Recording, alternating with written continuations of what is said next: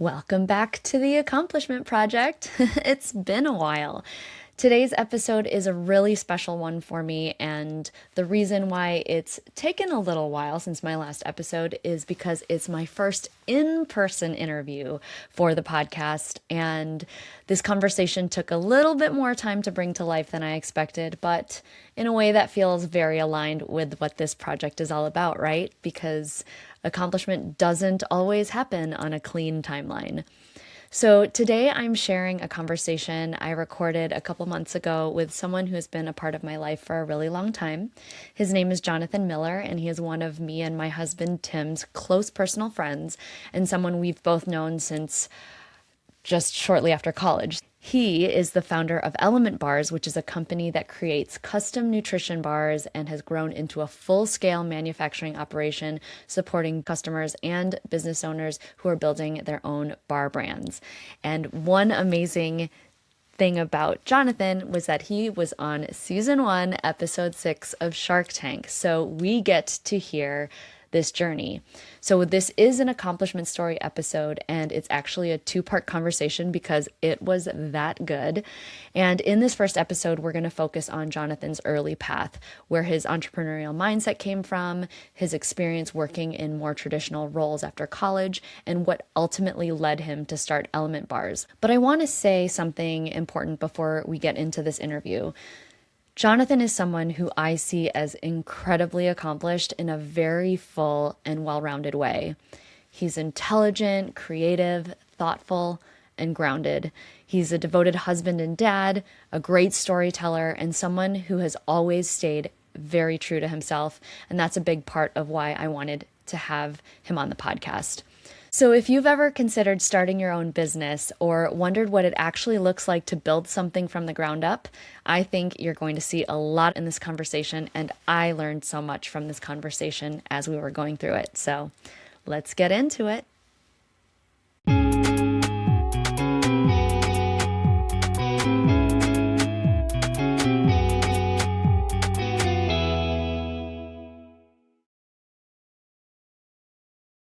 All right, it's our first in-person interview. I'm so excited. I literally made this room for you. Fun story. Miller did not want to, or you were nervous about technology and doing a. I was, and I sort of knew it would be a little bit of a challenge to you.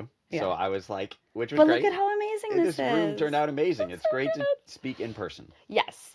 So today we're going to talk about you. We've known each other for a super long time, and you are super accomplished in my eyes. Do you feel accomplished? I do, but like any good entrepreneur, there's always more to be done. So Yes.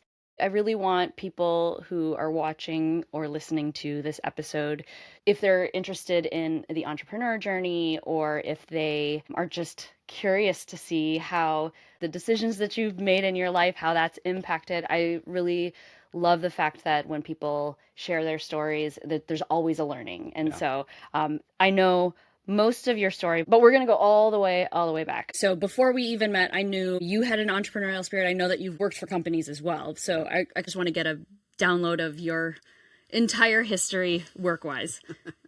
So yeah, the first entrepreneurial venture that I had was that I programmed Tetris, the game, onto the TI graphing calculator. And then I sold it to my friends. And this was back in like 8th grade. So I've always had this entrepreneurial idea of first solve a problem for yourself because I was bored in math class, but then be able to sell it to other people. And the thing that I learned from that venture was also the idea that if you don't protect your idea in some way, that it may be given away to other people. And so when I first wrote the software, there wasn't any protection to it. I'd sell it to one person and they would copy it from that person onto the next person, onto the next person. And so it was a great learning, both from what people want, how to sell it, but then also how to protect it or think about the long-term success of a company. And that's a lot for an 8th grader to be able to take in, but it was certainly a good, easy way to do it before it was high stakes later on when you're actually post-college or whenever you decide to launch your business. So were your parents entrepreneurs too? No, my parents aren't entrepreneurs. Well, the question is, do you consider a physician an entrepreneur? which is sort of an interesting question because my dad is an eye doctor. He was in private practice, so he obviously had to run his own business. But doctors historically don't make great entrepreneurs because they actually, in my opinion, they don't have the same risk tolerance that an entrepreneur sort of needs to.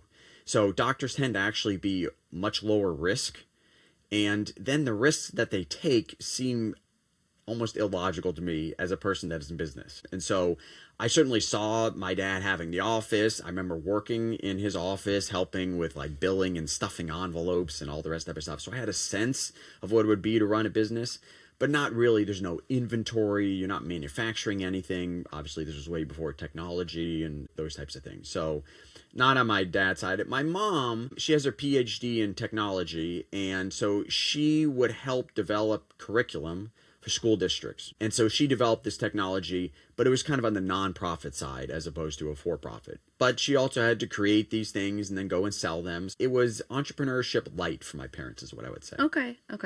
So I'm going back to Tetris. Why did you want to sell it? Well, I mean, there's lots of reasons, but the obvious one is money. Right? Is you want money to go buy whatever. It's like I remember they had the spirit shop that you could buy candy at lunch at our school, and I wanted money, and my parents were not going to give me money to go buy candy and junk. So if I got it from other kids, I'd be able to buy the candy. But there is also a sense of accomplishment in selling a product to somebody else. And that is just really gratifying, right? Is getting your very first sale, no matter what it is. It doesn't actually matter the dollar amount, right? Mm-hmm. It matters that somebody else stepped up and said, this is good enough that it's worth it for me to be able to pay. And so that was an early high, as it were, to my first entrepreneurial venture. Okay, so after 8th grade, you sold this game. Right. What comes next? There was probably some high school mishigas of other entrepreneurial ventures, which I won't get into. But what I will say, broadly, actually, it's kind of interesting. There's a pretty strong correlation between juvenile crime and entrepreneurship. And I've thought about this when I reflected. I learned about this when I was in business school originally. But what is it? What is it about somebody who's willing to commit a crime and somebody who's willing to be an entrepreneur? And I'm not proposing that anyone commits any crime, but we do think differently about breaking the rules, right? There are people who just see the world as it is and say it's good enough, right? And these are the rules that I operate in. And there are people who try to look around and find that little edge and create the world maybe in their own vision, as it were. And that's an entrepreneurship. So there was another entrepreneurial journey later in high school. You know, I'll leave it at that one. I did not get arrested or anything else like that. But, you know, I probably pushed the margin a little bit on that one. Okay. My real next and true entrepreneurial venture was when I was in college as a sophomore at Northwestern. I was fed up for the high price of paying for books. It was classic Chicago winter, just like it is right now here. And I did not want to trudge all the way across campus to go buy books at the bookstore. And so I had a whole bunch of websites up. I had, at the time, it was Borders and Barnes and Nobles and other ones that don't exist anymore, like Big Words, trying to buy a textbook. And I said, there's got to be an easier way.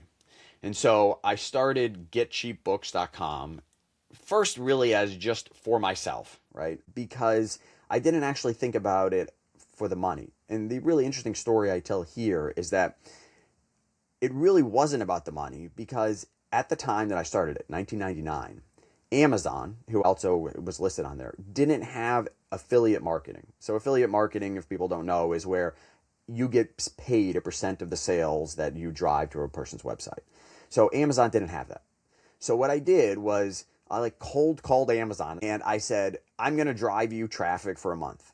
And if at the end of the month you think it's worth it, I think you should pay me some amount of money. And so, you know, again, I built it without the revenue model known at the time, right? Because I wasn't earning those affiliate fees. And I can't say for sure that I'm somehow convinced Amazon to do affiliate marketing. Not true.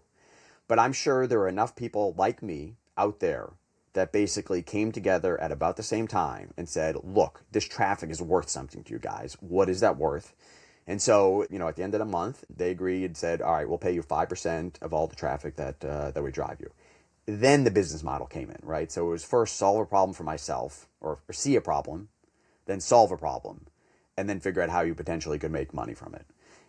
The analogy I also give is I like woodworking, but I don't want to become a carpenter, because there's a difference between a kind of a personal hobby and something that you make money on. Yeah. And so that's where all three of those things kind of have to come together. So Get Cheap Books was great. So that was the real venture that actually made me a good amount of money.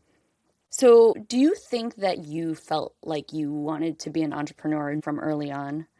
No, I didn't see myself as an entrepreneur. I saw myself as a problem solver. And you can be a problem solver in a business. You can be a problem solver on a business. I saw myself as somebody a little discontent with the status quo. And I just didn't know what that meant at the time, right? Okay. And that eventually evolved into entrepreneurship. I mean, originally, my undergrad was computer science and economics. I mean, I knew I was techie. I wanted to do something what I thought was around business.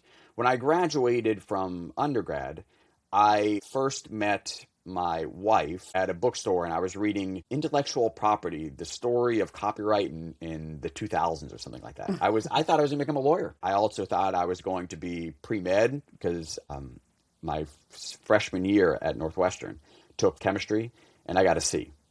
And I took econ, and I got an A. And so I said, all right, both of them can make me equally as happy. Which one am I better at? And realistically, I'm better at business than I am at medicine or law. So, yeah, it was a journey just to even find entrepreneurship. I was not born an entrepreneur. So, Get Cheap Books was your baby during college. So, what happened after college? So, after college, I was trying to think about what the right transition was for me, because Get Cheap Books was paying decent money, actually, but certainly not enough for me to take it on as a full-time job. And so, like a lot of entrepreneurs, it starts out as a side hustle, right? And that's really what Get Cheap Books was. So after college, I worked at a consulting company, and it was big data before big data was a thing. So basically, what we did is we looked at every prescription written in the United States and helped pharmaceutical companies decide what new products to launch and how their sales reps should call on doctors and other kind of go-to-market strategies like that. So it was a fantastic training ground to be able to chug a massive amount of information and then pare it down to how is this actually actionable. And there are a lot of people who work at consulting firms who work more on the pure strategy side. And they're some of my friends, but it drives me crazy.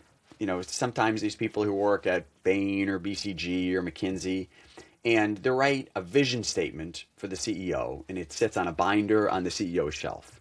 Whereas the type of consulting that I was fortunate enough to do was super detail-oriented and actionable. And so it was a great training ground, again, to be able to synthesize big information, take it down, and to make it into actionable things that you're actually going to do. So I was doing that. And the funny thing is that on the side, of course, long hours, but continued to work on Get Cheap Books, and it grew and it grew and it grew until eventually it was paying me more than the consulting job was. Are you serious? I didn't Yeah, know that. yeah. And so I actually retired for about a year, semi-retired when I was like 20 something years old, and played a lot of golf. I got my pilot's license and, had some time to reflect on a couple of things. People sometimes ask me, well, why don't you, that should have been it, right? But I looked at Get Cheap Books, and similar actually in some ways to that original Tetris company, is there wasn't a lot of things that were defensible about it. And so I could see that the earnings from it were eventually going to erode as there were more and more people who came in and did the same concept. Mm-hmm. So sure, it's good money in the present, but an entrepreneur is trying to build something that's going to last. Mm-hmm. And so I had the idea that I still want to be an entrepreneur. At this point, it's clear that that's what my goal is going to be. But I need to shore up my skill sets and be able to really run a business more competitively. And so that's when I decided to go into business school. So what ended up happening? Did you still have Get Cheap Books when you went into Yeah, business school? so I didn't want to run it. It's funny, I was willing to run Get Cheap Books while I was have a job, but not when I was in school, and then not back in business school. And so I ended up selling it to a larger price comparison website. Price Grab. I actually forget the name of the company. I think it was Price Grabber or something like that. Again, you got to put your like 2002 hat on, right? Right. So a long time ago. But yeah, sold it. So kind of had a one chunk payday, and then took some of that money to go back to business school. Okay. And what year did you go to business school again? So business school was 2006 to 2008. Okay. So I had worked from 2002 until 2006, and so there are people who ask me now, oh, should I get a business undergrad? And I would advise against it because I don't think you know a lot about business before you actually have a real job. So I'm thankful that I did 4 years of real work, both at the consulting company and then the entrepreneurial venture before I went back to business school. Yeah. Okay. So business school, what was your focus going into that? What was the intention that you wanted to set? Yeah. And what did you want to get out of business school by the time it was over? Yeah. And I think that's exactly the right way if you're thinking about going into post-grad. Certainly that's the way I thought about it is, what do I want to get out of this, right? Because it's not either free from a time commitment standpoint or a cost commitment standpoint. It's not free. So you better be getting something out of it, either personally or financially. And so what I thought to myself was, I think I'm strong in certain skills, but I knew I was weak in other skills. The undergrad in economics kind of built basic foundations, but and I already had the entrepreneurial bug, but I really did not have a good understanding of marketing and other considerations like that. And so I decided to go to a school that was good in the things that I was bad at, frankly, right? Because I could have gone to a school that maybe had a better prestige from an entrepreneurship standpoint, but I'm like, I sort of already have that a little bit. What are the things I don't have, and what's the school that's going to really challenge me? And so marketing continues to be one of the very strong focuses of Kellogg Northwestern's business school. And so that's the reason that I wanted to go there. The other thing, and I didn't discover this actually until I was there, was graduate school is a great time to take risks. Because no matter what, you're not going to have a job for probably 2 years, depending on the type of graduate school. So that's your time to try and fail, as opposed to it's harder when you're in the real world with a real job, right? To be able to take some of those risks. And so that's the other secret lining that I didn't expect going in, but it allowed me to muck around with a lot of different thoughts and concepts when I was there. Okay. So what types of things came up? What types of things did you take risks on? Take risks on. Well, I mean, all sorts of things. One of them was with your husband Tim, my good friend as well. So talk about that a little exactly. bit. So we tried to start we started a company called True Yardage. True Yardage was a app on your phone that would tell you the distance if you're on a golf course to all the obstacles. So it would say, all right, you're 150 yards from the water and you're 220 yards to clear the water. And again, you got to put your 2006, 2007 hat on, right? Technology has changed since then. But it was basically the first app to kind of do that. And it was written for BlackBerry, believe it or not, because at the time, the iPhone wasn't even out. So we wrote it, and it was successful in some ways and not successful in others. And that's one of the ways that I think about things is, how do you measure success, right? Because it's on the outside, sometimes it looks like everyone's is super successful, but that doesn't mean that they're really satisfied, right? Or accomplished in what they actually want. And so let me describe that for True Yardage. So True Yardage was successful in the sense that we started it. We actually won the Kellogg-wide business school competition with it, so we got some seed money and the rest of it. We got the app up and running and a prototype. The challenge was that 3 of the founding members, myself, Tim, and one other guy, Kevin, we all had exactly the same backgrounds. We were all ex-consultants. And so none of us really, now none of us were specific technology people. None of us were operations people. None of us, we're amateur golfers. So, we really didn't know how to take it to the next level and turn it into an implementable thing. And so I compare that with the founding team at Element Bars, the current company that I've run for the last 18 years. And I'll talk about that journey in a second, but the founding team there was a woman getting a PhD in nutrition, a guy who had his master's in engineering, and myself who had a business degree. That's a much more diverse, both from a skill set, from a gender, from a background, from from almost every angle. And that is going to be the success of a company, is having that diverse set of different skills to be able to execute on whatever comes, because you just don't know what's going to be out there. Yeah, I love that. So not a lot of people probably know about True Yardage. Do you see that as a failure, or do you see that as something else? No, I see it as a failure. Okay. And the good news is that the people that I started it with are still my friends, right? And so you have to evaluate. It's again, how do you evaluate success or failure, right? So it certainly wasn't a failure from a personal standpoint. These are some of my best friends, right? And we went through it together, and we still laugh about it, right? In a good way. So from that sense, it wasn't necessarily a failure. It's a failure in the sense that it did not make money. And when we started it, our original concept was, we're going to be able to expense golf. It's going to be great. We're going to be out there in the golf course all the time. And I spent less time on the golf course the year and a half that I was working on that business than I did at, any other time in my life. And so it was, failure from that perspective. And then again, it didn't necessarily make money. And so I look back on it with that lens. Failure, but not disappointed, I guess is what I would say. Yeah, absolutely. Okay, so let's get into the nitty gritty. You've been working with Element Bars for, you said 18 years. 18 years. Oh my gosh. I know. It makes... It's my oldest kid. That's true. It is. I mean, my daughter is 15, my son is 13, and it was around before them. And to see it grow in that way is an interesting reflection of what it means to start a company, right? Yeah. When you compare it, if you have children, if you compare it where your children are in terms of development as well. Okay, so tell me a little bit about what was happening when you came up with the idea. I know that there's stuff on your website, but were you done with business school? Like, give me the lay of the land. So the actual seed predates even business school. Okay.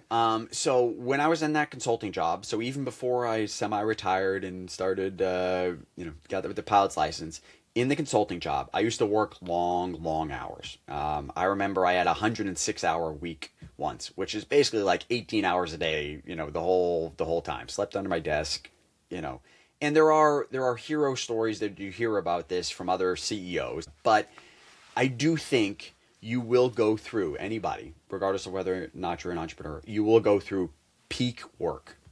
There is going to be a time when you are just absolutely near burnout, right? And that is an interesting experience unto itself. So I'm not encouraging people, but what I would say is almost everyone goes through it. And so recognize this is peak work and that there is life outside of peak work. So I'm in one of these peak work times, 106-hour weeks at the consulting job, flying to go visit customers. And, basically I used to buy an off-the-shelf bar. And I remember it was like a cookies and cream bar, and the thing tasted great. It was great. But I turned the bar over, looked at the list of ingredients, and it was just junk, right? Lots of ingredients ending in alls like maltitol and sorbitol, and lots of ingredients that I'm just like, I don't know what this is. So I started making bars in my own kitchen. So every Sunday, would make a 9x13 pan of bars in my kitchen, wrap them up aluminum foil, and take them to work. My friends used to joke around. They would call them space cakes just because they were all wrapped in aluminum foil. And I did that for a year and a half. Never thought of it as a business.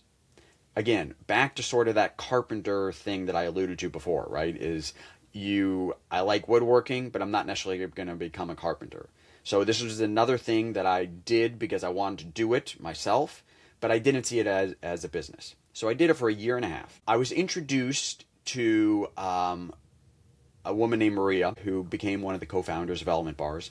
She was getting her PhD in nutrition at University of Chicago. My wife, who's a physician, was also there doing her fellowship in pediatric endocrinology. And so the two of them, Maria and my wife Jenny, worked together in the same lab. And Maria independently wanted to come up with a bar for kids with diabetes. So my wife, the super connector that she is, very outgoing and social, which is great. Always good to have a yin for the yang. And so she introduces the two of us and says, hey, Maria's trying to make this bar for kids with diabetes. You're making these darn bars every Sunday in our kitchen. Maybe the two of you should chat. She introduces the two of us. And the interesting insight was that launched Element Bars from just a hobby into a business is raisins. And raisins were the ingredient that Maria wanted to put into her bar. And I hate raisins. Like they don't belong in a carrot cake. They don't belong in baked goods. They just don't belong. I'm not saying it's a bad ingredient. It's just not for me, right? And so she had raisins in her bar, and I was like, I don't like raisins. Do I really want to launch a bar that has raisins in them? Or can we try to take a step back and think broadly about it? The bar that I like isn't necessarily the bar that you like.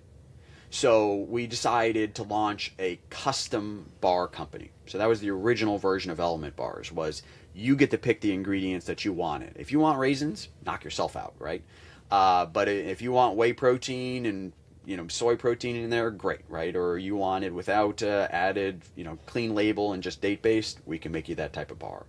So the raisin moment, I think, happens in almost any entrepreneur's journey, which is what is going to transform this from a personal passion of mine into a business? And what is that? What can you actually drill down to? What insight is there that actually makes you different than what's out there? Yeah. So how did you start testing this idea, or where did you actually realize, like, oh my gosh, this is this is gonna be something. This is gonna be something. Well, I mean, at the time, of course, I didn't know what it was going to be, right? There are people who talk about a business as if it's manifest destiny, and I don't believe that at all. It's a journey of 1,000 little trials and errors, to your point. And so I'm a firm believer in start small, but think big.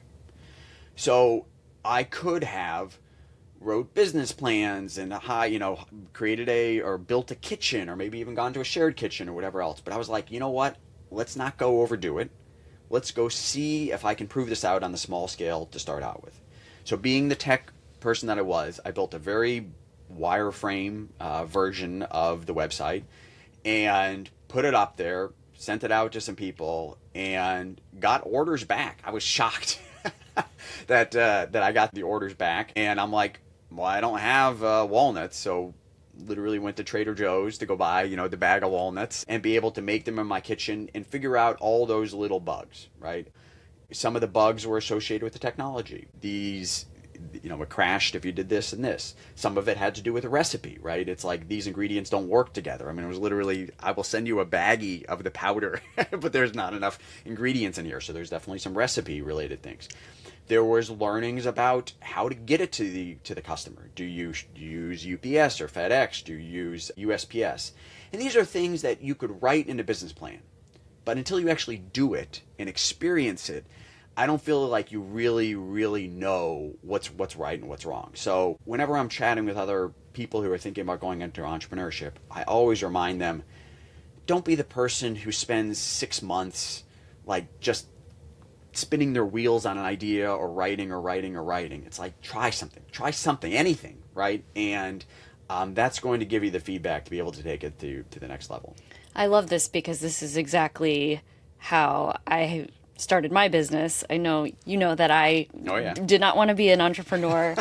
I was convinced, and I worked at Northwestern, I was convinced that I was going to retire there, and life did not have it that way. And so I think that even for the first 10 years of my business, I still feel like I'm trying to figure it out. And just now I'm like, okay, I have all these different things, but maybe I need to start focusing on having a plan and being intentional. And I did spend about 6 months before even launching this to think about, what is it that I want to do for this podcast.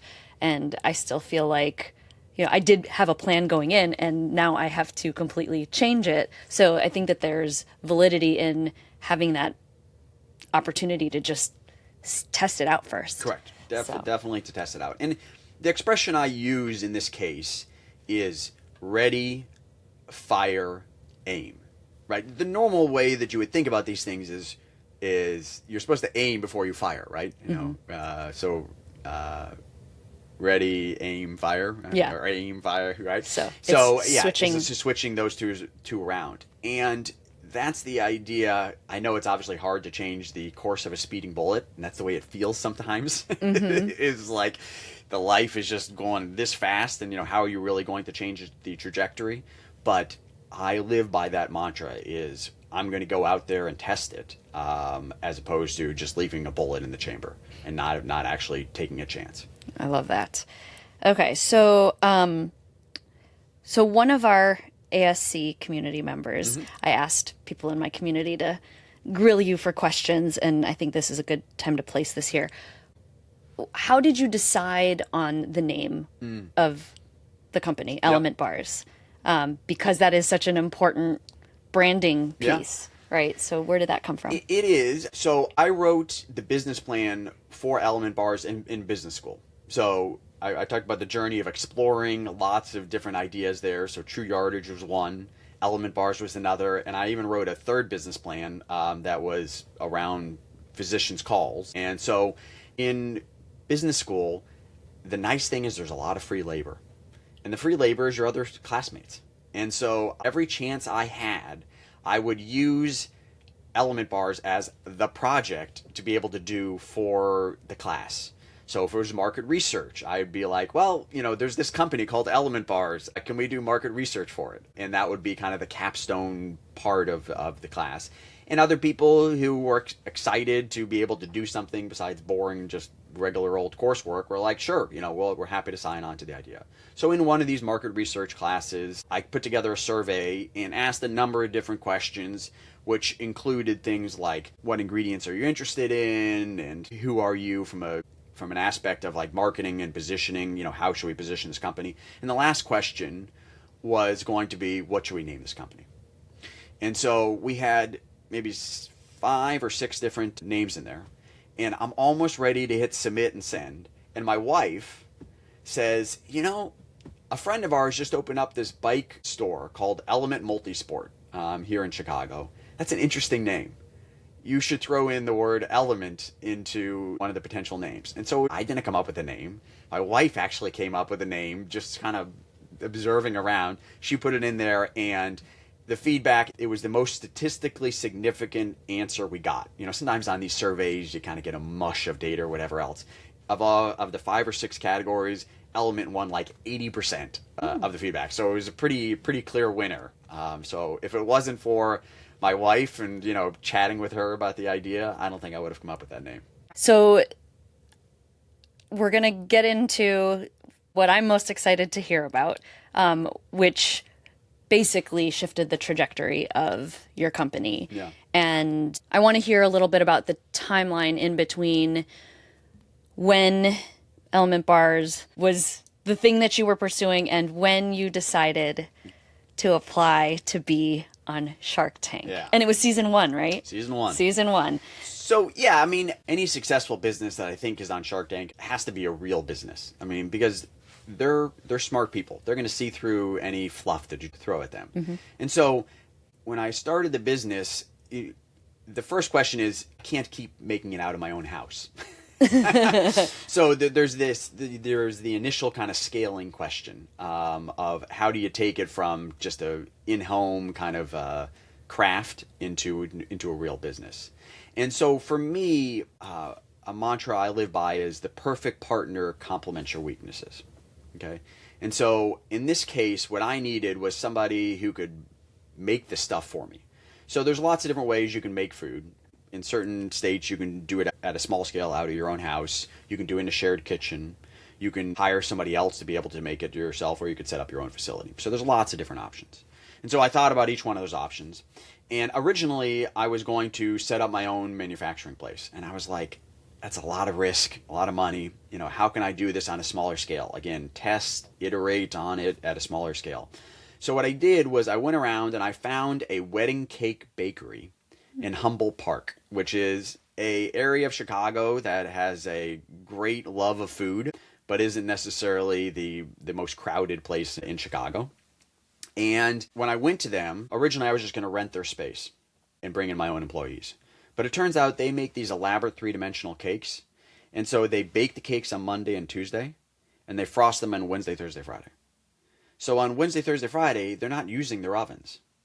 And so they did small batch, like just like I needed to make 12 bars for individual customers. And so the combination of that, of the fact that they had expertise and where I wasn't strong, and they had a need where I had a need, and it didn't conflict from a resource standpoint, was kind of a great way to get the thing up and off the ground. And so that was the first place. And for the first 6 months to a year, that's where we made the product. And so I could concentrate on the tech and the sales and the marketing, and the Wedding Cake Bakery could concentrate on actually physically making the bars.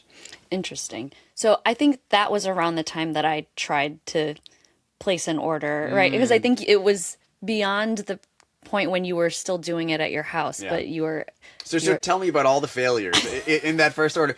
Because, you know, again, knowing where you haven't succeeded can be helpful, right? A first-time entrepreneur, they will find out that somebody else has their exact same idea, and then they'll be very discouraged. Mm-hmm. And what I would encourage them to do is to say, can I do it any better? So specifically for me, right around that same time, almost a year after launching the business, maybe one or two people email me and they said, hey, have you heard about this other company in California that also does customized bars? So the first time entrepreneur is like, that's it. You know, I think they copied me or something else like that. Turns out this company had been around for several years longer than I had. I thought I independently came up with an idea, and I did, but any good idea has been done before. So what do? I order from them, right? And the website didn't have drag and drop features, so it kind of wasn't as fun to play with. And it took them 4 weeks to get me the order. And when it arrived, this one's subjective, was I didn't think it tasted very good.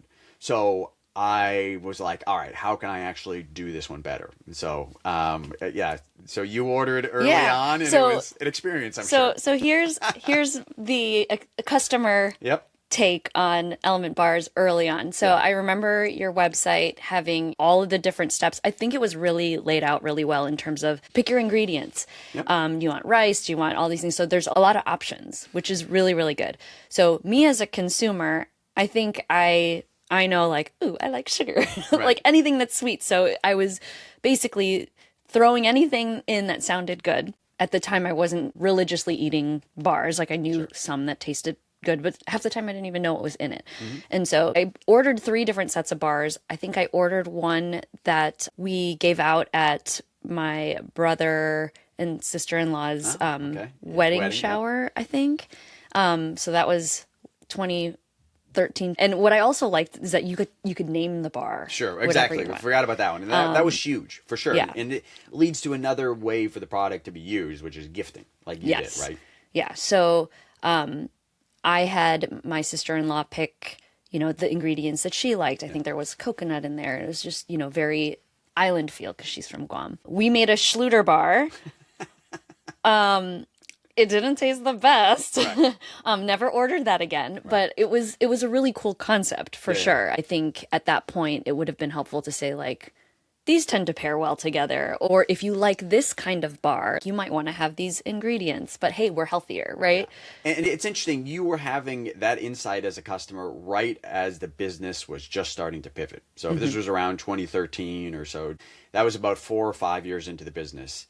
And the challenge we were having with the business at that time was paralysis because of so many choices. Customers like to be presented with choices, but the number of possible combinations on the website was over 6 million. And that led to challenges in, I would say, 3 separate areas. One area was that there would be the customer experience is like, I don't know what I want. Right? You want to give the customer some sense of choice, But at the same time, it'd be better to be able to guide them to the right solution. And so something we had introduced maybe a little after that time was a quiz that you could take that would guide you into kind of a preset, more like 14 or 15 different bars, as opposed to 6 million possible bars, right? Yeah. The second was, because every batch was handmade, there'd be inconsistencies batch to batch. And while customers have some expectation of artisanal differences for small batch, not when it comes to bars. You're willing to give somebody a little bit of credit if there's artisanal differences in a cookie or something else, but in a bar, you really expect homogeneity. And so how it's mixed, how long it's mixed, you would definitely get variances in that one. And then the final was that the taste, because of all the combinations, didn't turn out to be that great to a lot of these end customers. And so at that point, almost half of my business was actually manufacturing bars for other brands. So let's rewind for a second though, because we're kind of past Shark Tank at that point. Yeah. So let's rewind, because there's a journey that Shark Tank sort of kicks off and explains where we are today. Yeah. So, So first things first, Yeah. it was season 1. Season 1. So how did you hear about it? What made you think that you wanted to be on TV? I love you, but I feel like you're not the type of person that I would see on a TV show Correct. or even want to be on a TV show. Yeah. So how did that all How happen? did that all come to be? So, as you said, it was season 1. So that means it wasn't an existing show that you've seen before, right? But what I saw was that I get a newsletter that covers venture capital transactions, so in other investments. There's a little blurb that said, Mark Burnett, the producer behind Survivor and Apprentice, is coming out with a new show based on this British show, because all good US shows are based on British shows, called Dragon's Den or something along those lines, in which entrepreneurs are going to pitch venture capital for investment. I was like, that's kind of intriguing. So I Google around and I find an email address, sharktankcasting@yahoo.com. By the way, I'm sure that email doesn't exist anymore, but that's where I found it. I copied and pasted a 1-paragraph PR blurb that I had written and sent off to other PR places, and that's it. That was literally the extent of me applying for the show. Again, I'm sure it's way different now and way more competitive, but it was see an opportunity, act on it quickly, and then sent it off. So this feels like a really natural place to pause, because what Jonathan just shared is such a powerful example of taking action before you feel fully ready. And as you just heard, that mindset is exactly what led him to take a chance on something that would end up changing the trajectory of his business. Ready, fire, aim. In the next episode, we're going to pick up right there and get into his Shark Tank experience, what it was actually like, and what happened after. I'll see you in the next episode.